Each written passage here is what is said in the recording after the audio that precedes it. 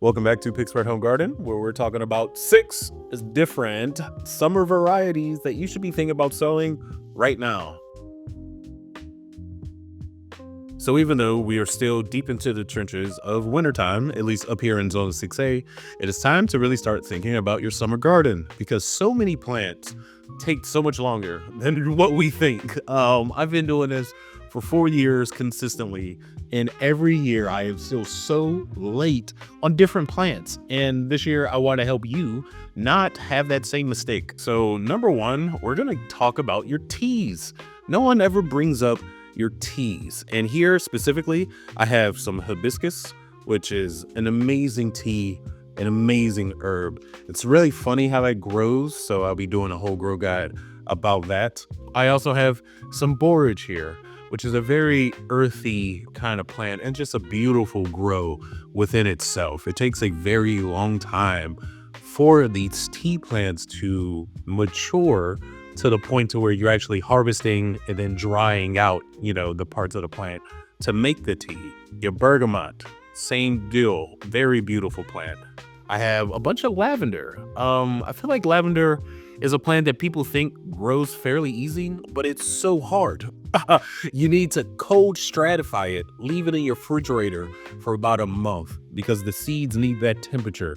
And then the actual germination is so spotty and it just, again, takes a very long time. So your lavender and your chamomile. And even behind me, this tray here, I have some borage and bergamot in here, and it's actually been taking forever. I think I sowed this tray maybe about two and a half weeks ago. And as you can see, I only have maybe, less than a third germination. Now, I still believe the rest of the trays will germinate because I do have young plants coming out of the soil, but it just takes a very long time to begin these plants' life. So number 2 on the summer seed list is your flowers. Just in general, flowers take a long time to actually get to the point in which they become, available to the pollinators. For so much of the flower's life, it is just taking in nutrients from the soil and trying to grow as tall as it's going to get.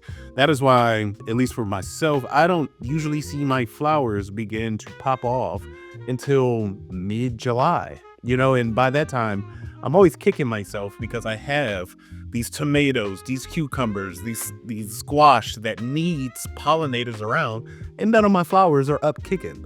So this year, I'm starting them early. I especially am starting my alyssum fairly early. A very easy germinator, but again, it takes a very long time.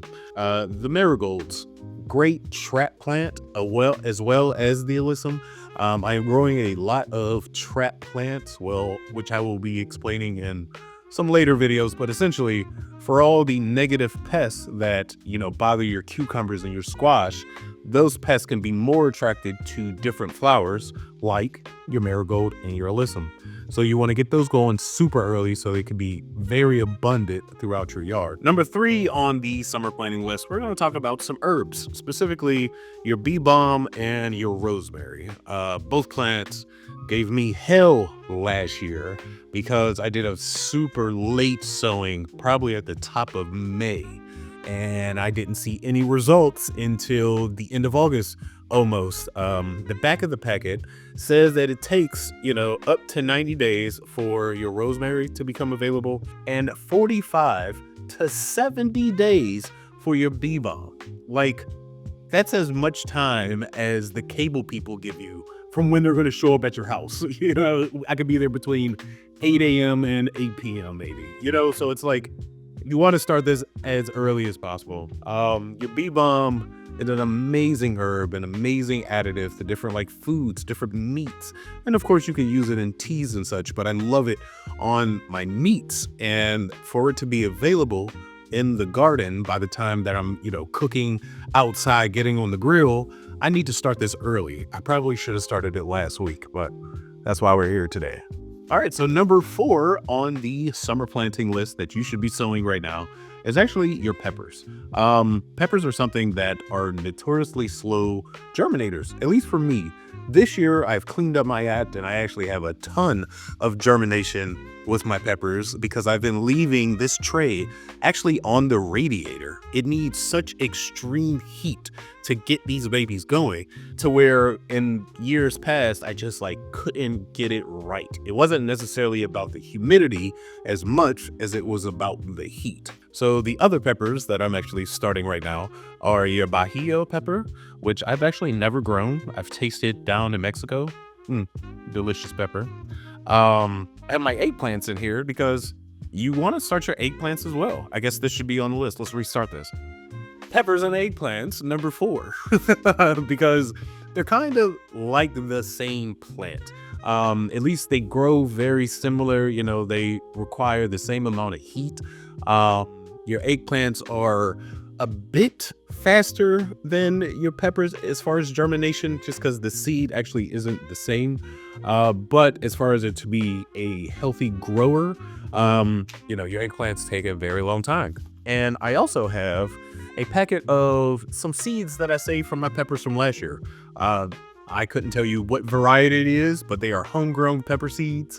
And the thing I would like to say about your homegrown seeds are they are more likely to germinate faster than your store-bought seeds, only because they have actually come from your soil before, so they are a lot more tolerant of the random temperatures that your climate actually gets. So that's the huge benefit of saving your own seed.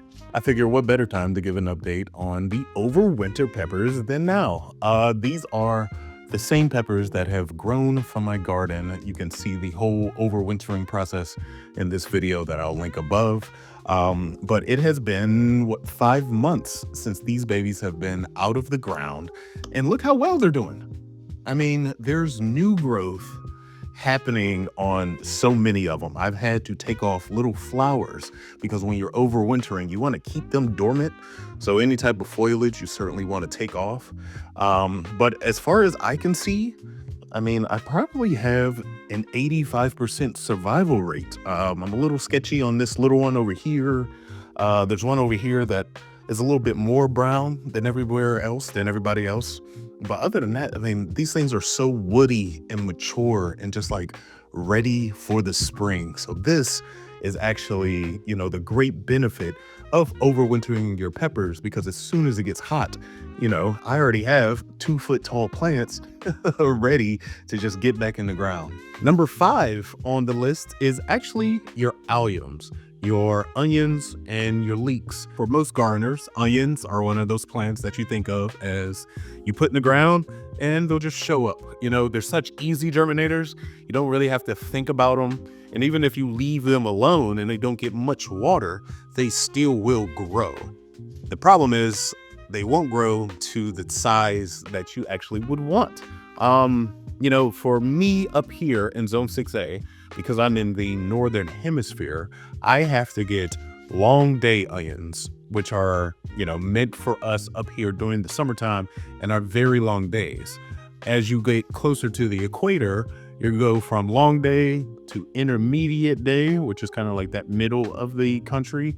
And then the southern half of the country, at least along the southern lateral line, those are more short day onions. So when buying onions, you certainly want to make sure that you're getting the right type. This year, I'm actually going to go with the long red Troipa. I believe you say it like that. Long red Troipa onion, which is like such a beautiful looking onion. And I have yet to be able to get an actual real big purple onion. So this year, I'm going to make it happen with this early planting. I also have tons of leeks. Last year was my first time actually eating leeks and having leeks around. Weird growing method. You need to raise the soil around them because what you really want is that white part of the plant. That's the part that you actually like cook and eat. But again, they grow just like onions, so very easy grow, but certainly need a ton of time. On the seed packet, it says the days to maturity are 130 to 145 days. You know, like that is insane. It takes a long time. So help yourself out by getting yourself, you know, these onions into the ground very early. And, you know, when thinking about germinating your onions, all you need is, you know, a cup size about this big. If I wanted to, I could put 100 onions inside of this cup and they will all do very well because when you are planting out your onions, they actually separate very well. The roots don't get too tangled, and you're able to just lay them out one by one, which is a very laborious process. But, within this space, you could have 100 onions for your garden. And number 6 on the list is actually your tomatoes. I think this might be a surprise to a lot of gardeners because most of us know how fast and easy tomatoes can grow. But when thinking about your larger varieties, you know that it takes a bit more time for those to actually become nice and plump. And my thinking behind this early planting is, one, why not be able to get food, just a bit earlier? And number 2, when you are seeding your tomatoes early, you have the opportunity to do something very cool, which is multiply your plants by only using 1 or 2 seeds. You see, when you're starting your tomatoes, they're going to grow pretty fast, and they're going to put on vertical lengths very quickly, and they're going to have suckers. At a very young age, you can start taking those suckers and putting them directly in the cell next to it. So from 1 seed, you now have 2 tomato plants. Those 2 tomato plants are going to continue to grow upwards. Those are going to produce suckers. You cut those off. Now from 1 seed, you have 4 tomato plants.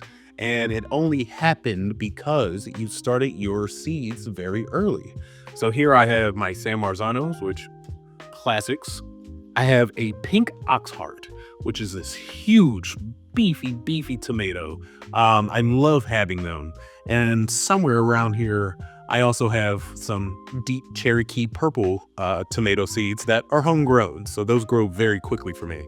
Again, I think the process of growing these babies out really early just to get suckers earlier than what you would is totally worth a little bit more time. And just because you're super cool for watching a video like this in my sunroom, I added an extra. Start your strawberries. No one talks about starting strawberries because I think we always get them in the clumps at Home Depot or Lowe's, and those have a 50-50 chance.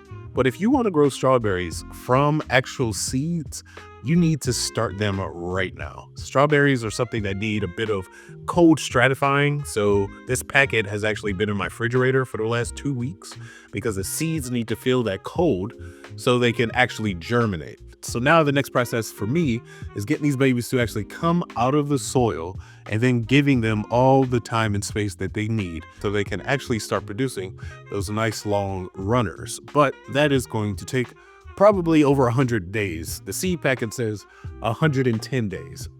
So if I would like to get these outside in the yard at the top of May, I need to start them about now. So those are the summer plans that you should be thinking about for your garden. I would like to thank you for watching, and until next time, I'll be here sowing seeds.